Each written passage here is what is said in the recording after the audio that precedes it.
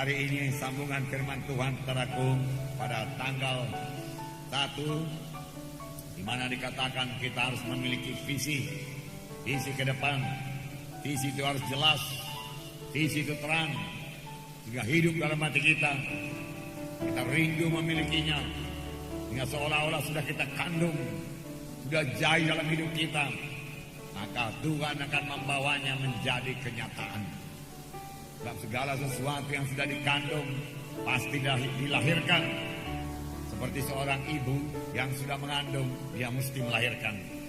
Demikian kalau kita mengandung, saudaraku, janji-janji Tuhan di dalam hidup kita, yang berarti kita sangat merindukannya, dan kita percaya penuh jahit dalam hidup kita.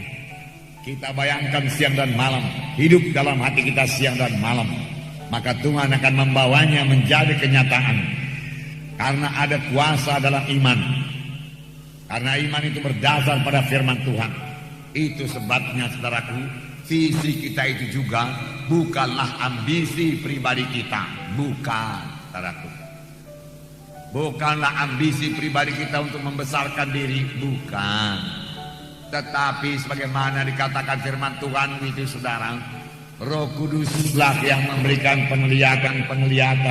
Roh Kuduslah yang memberikan visi-visi kepada kita, ya, mimpi-mimpi kepada kita, dan sepanjang kita terus, saudaraku, memegang penglihatan tersebut, mimpi-mimpi tersebut, saudara, itu menjadi visi kita, maka hal tersebut pasti menjadi kenyataan di dalam hidup kita. Amin. Tidak salah juga memiliki visi yang badaniah, saudaraku, ya. Saudara, sepanjang itu daripada Tuhan, tetapi sebagai anak-anak Tuhan, saudaraku, fokus hidup kita ini adalah untuk Tuhan semuanya. Amin, saudara. Ya, amin, saudara. Ya, haleluya. Ya, jadi fokus hidup kita ini yang terutama kita pikirkan, yaitu pekerjaan Tuhan. Kita sampai kepada maksud Tuhan. Terlebih-lebih lagi saudara kita ini yang sudah hidup pada akhir zaman ini, di mana hari-hari kedatangan Tuhan sudah begitu hampir. Jadi kita sudah hidup pada zaman, saudaraku, biarlah kita lebih intim kepada Tuhan, lebih dekat kepada Tuhan, saudaraku. Sebab dengan lebih intim kepada Tuhan itu kita bersekutu dengan Tuhan, kita dengar suara Tuhan, disitulah kita beroleh visi daripada Tuhan. Dan visi itu kita hidupkan dalam hati kita, saudaraku, dan visi itu akan menjadi kenyataan. Nah, di sini juga, saudaraku, iman yang berubah menjadi kenyataan. Iman yang menjadi kenyataan. Iman yang menjadi kenyataan. Sudah punya iman, saudaraku, biarlah menjadi kenyataan. Bagaimana jalannya? Sederhana saja. Tidak sulit. Tidak ada yang sulit firman Tuhan ini sepanjang Roh Kudus menerangkannya kepada kita. Amin. Tetapi kalau Roh Kudus tidak membukakan rahasia firman Tuhan, sangatlah sulit dimengerti firman Tuhan ini. Ahli-ahli teologi akal manusia saja tidak dapat mengertinya. Tetapi kalau Roh Kudus memberikan wahyu, saudaraku, terang semua firman Tuhan. Dalam mengetahui Ibrani 11 ayat 1 berkata mengenai iman, di mana dikatakan iman adalah dasar dari segala sesuatu yang kita harapkan dan bukti daripada segala sesuatu yang tidak kita lihat. Bukti daripada segala sesuatu yang tidak kita lihat. Jadi kalau yang namanya iman itu belum kita lihat secara badani, tapi maunya kita lihat secara rohani. Ini yang dinamakan visi. Sudah hidup dalam roh kita, dalam pikiran kita, dalam hati kita, tetapi belum jadi kenyataan dalam dunia badani ini.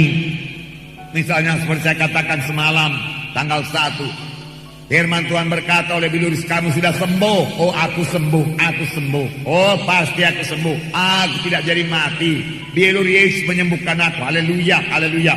Tapi penyakit masih terasa, badan masih lemah.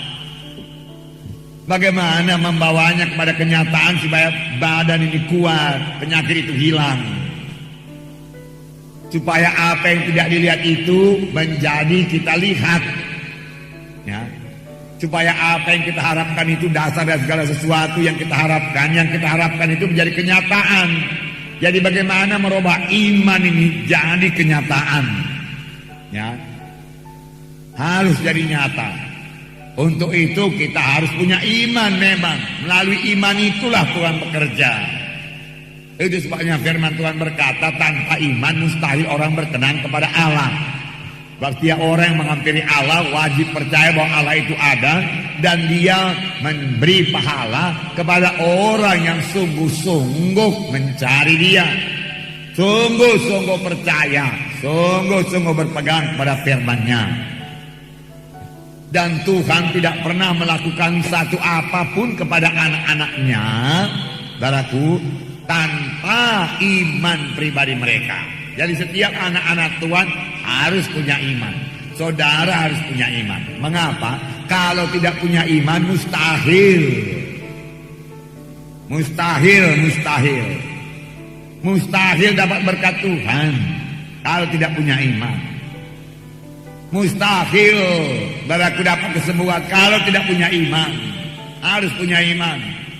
Oh, semalam Pak Munti berkata, tidak pun punya iman kalau karunia mujizat berlaku, saudaraku, ya, maka didoakan sembuh. Saudara barangkali yang tidak punya iman, hamba Tuhannya punya iman. Amin, saudara. Jadi harus ada iman, amin.